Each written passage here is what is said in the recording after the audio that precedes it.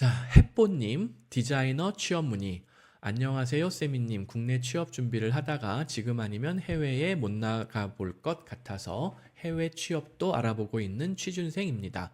어디서부터 알아봐야 할지 막막하던 와중 유튜브 보고 상담 부탁드리게 되었습니다. 여자분이시고 99년생 26세 디자인 풀타임 아르바이트 스타트업 인턴 다수 알바 외 제대로 된 직장 경험은 없으시다고 해요. 디자인학과 졸업, 공인 자격증 무, 예전에 수능 2등급 받았던 것밖에 열심히 공부하려고 합니다. 수능 2등급이면 뭐 아예 기초가 없지는 않아요. 다행히. 독일어는 못하시고 어머니 동생, 아일랜드 워홀 비자 넣어봤다가 합격한 상태입니다. 아일랜드에서 워홀 기간 중 디자이너 잡을 얻을 수 있는 가능성이 있는지도 궁금합니다. 제 생각엔 많지는 않아요. 일단 영어 공부를 더 해야 될 것이고, 영어 공부가 돼서 영어 중상급을 실력이 된다 하더라도 디자이너를 뽑는 일자리가 그렇게 많지가 않아요. 아일랜드건 전 세계 어느 나라건. 안타깝지만 현재 자금은 1,000만 원 정도 준비가 되어 있으시고, 전공과 희망 직무가 UX, UI라 그쪽으로 유명한 미국 대학원을 먼저 고려했었는데요. 우선 학비가 너무 비쌌습니다. 모르겠어요. 이게 언뜻 봐서는 어머님만 계시고 아버님이 없는 상태시면은 집안이 아주 부유할 가능성이 많지는 않으시거든요. 지금 가용한 자금이 1,000만 원이다. 혹시라도 이런 비슷한 상황에 있는 분들이라면은 미국 대학원 유학 후 취업 후 이민을 도전한다? 애초에 생각도 못해요. 불가능해요. 아일랜드도 이거는 쉽지가 않고 독일도 어려워요. 왜냐면은 1,000만 원으로 비행기 값하고 현지 정착하고 하는 비용도 여유가 없어요. 아무리 독일의 학비가 무료고 물론 한 1,000만 원 들고 뭐 호주에 워킹홀리데이 비자로 가서 어디 바나나 농장, 망고 농장이라고 가가지고 뭐 딸기라도 따겠다, 뭐 뭐래도 따면서 돈을 벌겠다 해가지고 돈을 벌어서 뭐 2,000만 원, 3,000만 원, 4,000만 원, 뭐 심하게는 이렇게 해가지고 1억까지 벌어서 쟁여놓는 분들도 있기는 한데, 통상 누가 1,000만 원 가지고 해외에 나가서 어떤 뭐 취업, 유학, 이민을 도전하겠다라고 하면은 저는 통상 말리는 편이에요. 힘들다. 이 정도 자금으로는. 미국은 아예 정말 죄송한 말씀이지만 꿈도 꾸면 안 돼요.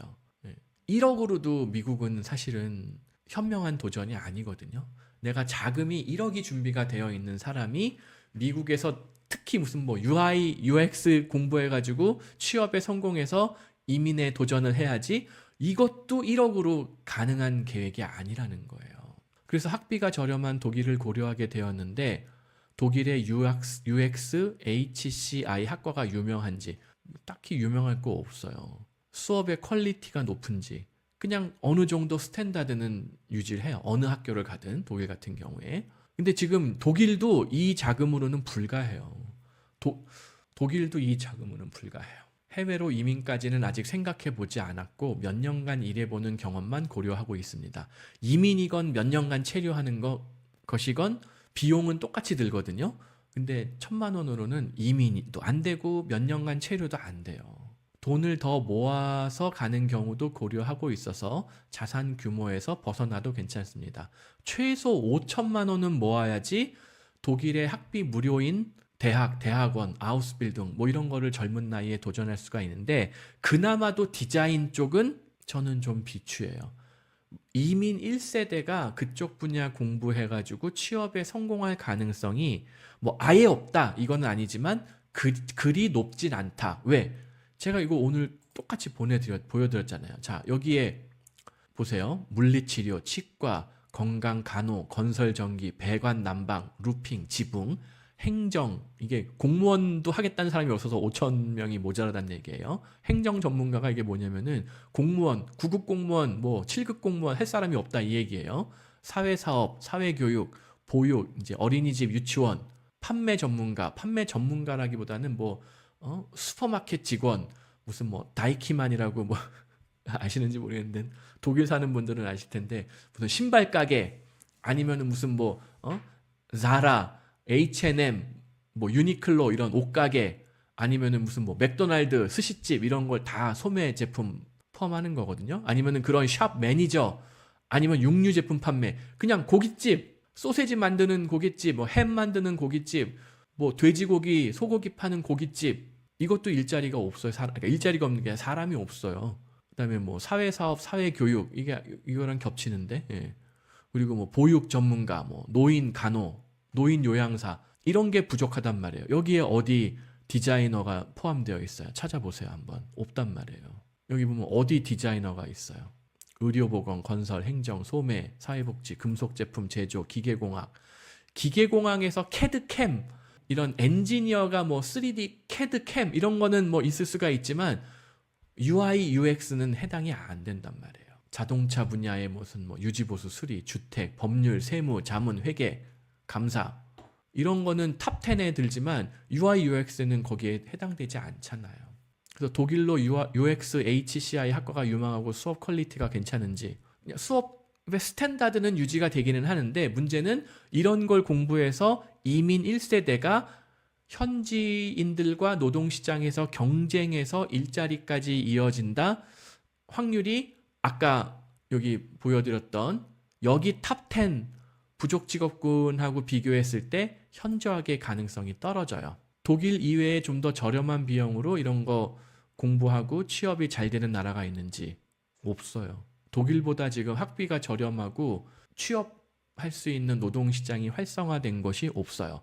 미국도 취업시장이 활성화되어 있지만 학비가 뭐 몇 억 수준이에요. 몇 억 수준. 제가 어디 갔지? 이거 제 첫째 뭐 얘기하면서 설명드렸잖아요. 옥스포드, 영미권 대학들이 다 똑같은데 옥스포드 대학교 유학생 학비가 41,000파운드예요. 한국 돈으로 7천만 원이 넘거든요. 하버드, 예일이 이 수준이에요. 하버드, 예일. 그러니까 아이비리그에. 아이비리그뿐만 아니라 일반적인 사립대학이 전부 다 이 레벨이에요. 7천, 8천만 원. 1년 학비가 영미권 전부 다 그래요. 조금 유명한 사립대, 유명하지 않은 사립대학도 그 정도 학비예요. 주립대학 가면은 학비가 싸지느냐? 그래봐야 5, 6천만 원이에요. 싸지는 게. 1년에 학비만 5, 6천만 원이에요. 그러니까는 내가 준비한 1,000만 원, 뭐 여기서 돈을 더 준비한다고 하더라도 현실적으로 가능하지가 않아요. 미국이 자금만 있다면 제일 괜찮은 선택지인지. 부모님이 한 2, 3억? 2, 3억 대주고 뭐 OPT 될 때까지 뭐 석사, OPT, 뭐 H1B, 아니면은 뭐 하다못해 스스로 E2 사업비자라도 낼 수 있는 자금까지 대어줄 수가 있다. 그러면은 뭐 7, 8억 얼마가 될지 모르죠. 왜냐면 유학생들 중에서 진짜 부잣집들은 취업이 안 되더라도 EB5 투자이민으로 해가지고 영주권까지 챙겨주는 플랜으로 하면은 한 15억 들거든요. 15억에서 20억 가까이. 최소 15억으로 끊을 수가 있어요. 투자이민 플러스 대학원, 사립대학, 유학 후 취업 후 이민 도전을 한다. 그럼 한 15억, 지금 환율로 15억이 안 넘겠네요. 생각해보니까. 지금 미국 달러가 1,400원이 넘었으니까. 그러면은 E2 사업비자는, 아니, EB5 사업비자 못하고 E2 사업비자로 버티면서 취업될 때까지 버텨봐. 그것도 5억, 10억은 깨질 거라는 거예요. F1 끝난 다음에 OPT 했는데 OPT에 바로 되면 좋지만 안 되면은 E2 사업비자로 넘어가면서 버티기를 해야 되거든요. 버티면서 될 때까지. 그거 5억, 10억, 5억으로도 힘들어요. 10억 가까이 들어요. 지금 환율 상태에서는. 근데 정말 죄송한 말씀입니다. 홀어머니 모시고 5억, 10억을 끌어올 수가 있는 경우가 흔치는 않잖아요. 그리고 끌어온다 쳐요. 그러면은 홀어머니의 노후는 어떻게 될 거예요? 동생의 미래 커리어는 어떻게 하실 거예요? 좋은 계획이 아니란 말이에요. 국내 취업 후 경력을 쌓아 워홀로 잡 구하기. 워홀로 허드렛일 잡을 할 수는 있지만 이게 이민으로는 연결이 안 돼요. 이거 많은 분들이 오해하고 있는데 워킹 헐리데이 비자로 해외에 나가서 내가 무슨 뭐 이런저런 알바 취업을 해가지고 돈을 잘 벌어. 그거와 영주권으로 이어지는 거는 별개의 일이에요. 제가 아까도 말씀드렸지만 영주권, 신분 문제를 해결하는 트랙과 돈을 버는 트랙은 통상 구분되어 있어요. 현지에서 대학원 진학 후 졸업해서 취업한 다음에 이민으로 이어지기. 통상 이게 승산이 높은데 디자인, UI, UX, 이민 1세대 힘들다. 독일어는 국내에서 공부하고 가야 되는지, 독일어로 수업하는 대학에 진학을 하고 싶다라면은 한국에서 독일어 A2, B1, 최소 A2, 뭐 B1 정도를 미리 기초를 문법 단어 독해 이 정도는 한국에서 B1 정도까지 만들고 그 다음에 대학 부설 독일 어학원을 들어가면은 학비도 저렴하게 혹은 무료로 공부할 수 있는 기회들이 생기거든요. 그러면은 학비를 최대한 줄일 수가 있죠. 예. 근데 전공을 바꿀 각오를 하셔야 될 것 같아요. 무슨 디자인을 공부하셨는지는 모르겠는데, 자, 디자인 공부하고 졸업해가지고 한국에서도 경력이 이 수준이잖아요. 안타깝지만. 풀타임 알바, 스타트업 인턴, 다수 기타 알바 외에는 직장 경험이 없잖아요. 왜? 왜 그렇겠어요? 디자인과를 나왔기 때문에 그런 거예요. 이거 죄송한 또 말씀이지만 이거 또 듣는 다른 여성분들이 있으면 20대 여성분들 제 말을 새겨 들으세요. 10대 여성도 마찬가지예요. 혹은 그런 딸을 가지고 있는 부모님들도 명심하세요. 되게 한국 사회에서 여성들이 차별을 받는 거는 사실이에요. 일반적으로. 사회적으로, 뭐 문화적으로, 뭐 시스템적으로. 근데 시스템적인 차별은 많이 없어졌어요, 지금.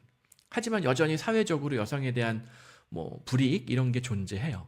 그런데 그거보다도 여자들이 고소득, 고연봉 전문직으로 나가지 못하는 근본적인 이유는 잘못된 전공 선택에 기인하는 경우가 더 많아요. 제가 여자분들, 여학생들, 뭐 여대생들하고 상담을 한 10명을 하면은 그 중에 7, 8, 심하게는 8, 9가 저는 수리적인 거는 잘 못해요. 저는 수포자예요. 그런 거 말고 좀 공부하기 편한 쉬운 거 이런 거 공부해가지고 해외 취업 고연봉으로 나갈 수 없을까요? 맨날 이런 질문을 하시는데 없어요. 수학을 포기한 사람은 중산층의 삶을 포기한 거예요. 미국이든 독일이든 전 세계 선진국 어디든 고연봉 직종 1등부터 20등까지 쭉 보면은 수학적인 능력, 논리적인 사고, 크리티컬 띵킹 이게 다 전부 다 수학하고 관련이 있거든요. 애널리티컬한 어떤 기술, 이 능력이 없이 진입할 수 있는 직업이 거의 없어요. 뭐 아까 여기 이제 뭐 부족 직업군에 이런 거 있잖아요. 뭐 보육 뭐 이런 것들, 사회복지 서비스 뭐 이런 거는 수학을 못해도 되기는 하는데 이게 고연봉은 아니란 말이에요.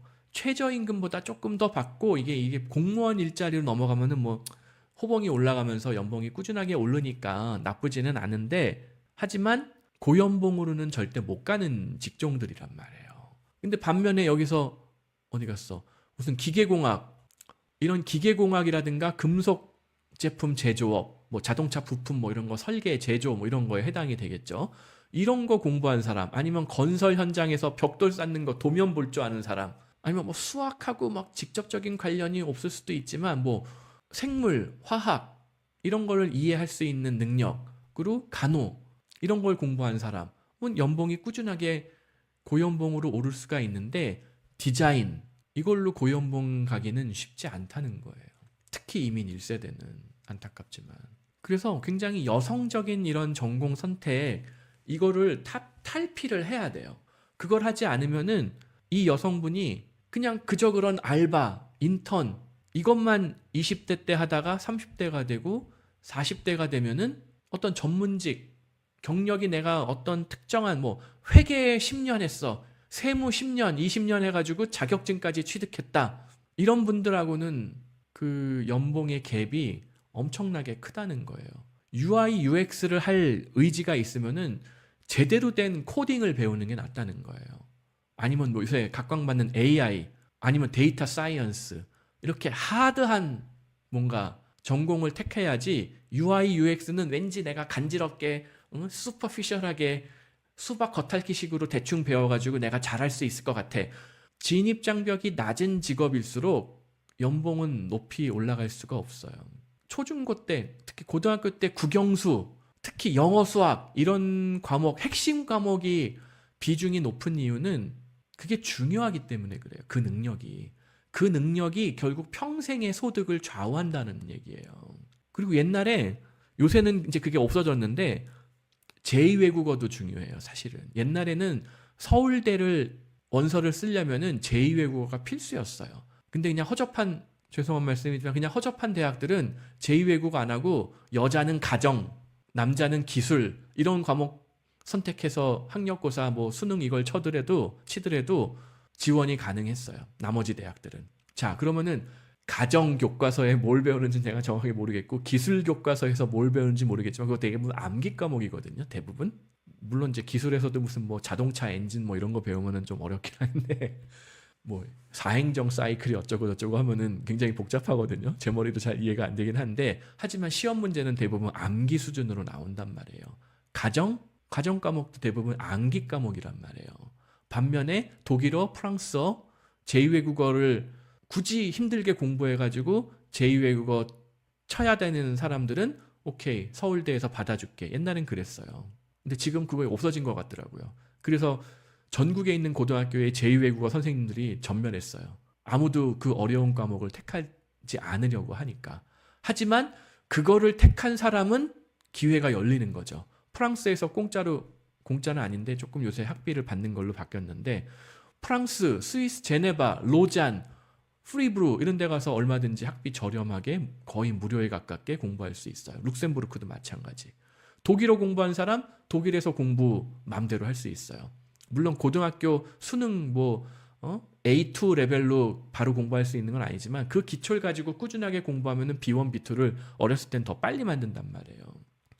그래서 어려운 걸 다 피해가지고 뭐 아주 단순한 암기 과목만 대충 넘어가면은 내 인생이 꽃필 것이냐? 아니다. 이거를 깨달으셔야 돼요. 안타깝지만. 죄송해요. 제가 이거 햇보님을 케이스 가지고 교보젤 삼아서 듣기 싫은 소리, 잔소리 해서 정말 죄송한데 정확하게 노동시장의 수요를 먼저 분석을 해봐라. 이 말씀을 꼭 드리고 싶어요. 여기 나와 있잖아요. 이런 직장이 아니면은 이민 1세대가 독일에서 취업이 잘 된다라고 얘기하기는 어렵다는 거예요. 이걸 꼭 인지하시고 한번 전반적으로 새로 계획을 세우시면은 좋을 것 같습니다. 네. 여기 스크럼셔스가 세무회계 쪽은 앞으로 인공지능 발전으로 좀 어렵게 되진 않을까요? 이거 여러 번 말씀드렸는데 파이낸셜 어카운팅의 아주 단순한 북키핑은 지금도 온라인으로 다 처리가 돼요. 예전 엑셀 나오기 전에는 그거 뭘로 했겠어요? 다 뭐 수작업으로 했을 거 아니에요. 근데 요새는 엑셀 나오고 나서는 다 쉽게 하잖아요. 심지어 옛날에는 데이터 엔트리라고 그래가지고 뭐 이런 게 있었는데 엑셀에 그냥 데이터 넣어놓고 어디다가 뭐 SAP 이런 데다가 업로드 시켜버리면은 그냥 금방 끝나요. 데이터 마이그레이션이 금방 끝나요. 그러면 거기서 뭐 클릭 몇 번 하면은 다 끝나요. 리포트 쫙 나와요. 그거 옛날에 수작업으로 다 했단 말이에요. 그렇게 자동으로 이미 하고 있음에도 불구하고 지금도 이미 자동으로 다 하고 있어요. 그래도 13,369명이 당장 일자리가 비어 있다는 얘기예요. 이미 AI를 쓰고 있어요. IT, 온라인 무슨 뭐 서비스 무슨 그 미국 빅테크 중에 그런 거 있잖아요. 뭐 salesforce.com 그거 마케팅 뭐 관련된 건데 SAP 이런 회사가 제일 많이 파는 소프트웨어 라이센스가 FICO예요. 제가 모르긴 몰라도 FI는 Financial Accounting 담당 모듈이고 CO는 Cost Accounting 담당 모듈일 거예요. 그걸 FICO라고 그러거든요. 이미 라이센스 그거 하나당 막 1,000몇백 불? 100몇십만 원? 이렇게 받으면서 팔고 있어요. 삼성전자 직원이 뭐 한 10,000명이 훨씬 넘을 텐데 뭐 10,000명이라고 쳐요. 그러면은 곱하기 뭐 한 200만 원씩 라이센스 피를 주고 어카운팅 소프트웨어를 이미 다 쓰고 있거든요. 대기업들에서. 그거 거의 반 AI예요. 그럼에도 불구하고 세무회계 담당자가 여전히 필요하다. 그리고 제가 한번 예전에도 말씀드린 것 같은데 지금 아우디, 뭐 BMW, 뭐 폭스바겐 공장 가보면은 그 노동자들이 거기서 막 이렇게 뭐 닦고 조이고 뭐 하고 있는 게 아니에요. 로봇가 다 하고 있어요. 노동자들은 뒤에서 뭐 이거 그 컨트롤만 하고 있다고요. 그러니까 이미 대부분 공장 자동화, 사무 자동화, AI가 이미 적용이 되어 있음에도 불구하고 이만큼 인력이 필요하다는 얘기예요. 믿기지 않지만. 그리고 세무 회계 전문 지식이 있는 사람이 그런 AI를 교육시키고 훈련시켜서 활용하는 게 의미가 있을까요? 기본적인 세무 법칙, 회계 법칙을 모르는 사람이 뭐 인공지능으로 회계 업무, 세무 업무 처리가 가능할까요? 말도 안 되거든요. 그리고 또 조조님이 미국은 진짜 금수저여야 갈 수 있다. 네, 맞아요. 네, 정말이에요. 저도 안 가잖아요. 굳이. 저희 집은 미국 쉽게 갈 수 있어요. 정말 제가 어디 제 예금 계좌 까면은 다들 깜짝 놀라실 거예요. 믿거나 말거나. 근데도 미국에 굳이 안 가는 이유가 가성비가 안 좋아요. 사실은 미국이. 그 돈을 내고 굳이 막 미국의 대학교 학비 아까 제가 말씀드렸잖아요. 1년에 7천만 원, 8천만 원 든다고. 학비만 생활비는 더 들고 그 돈을 굳이 내고 저희 첫째나 둘째나 셋째를 거기로 보낼 이유가 아무리 제가 시뮬레이션을 해봐도 없더라고요.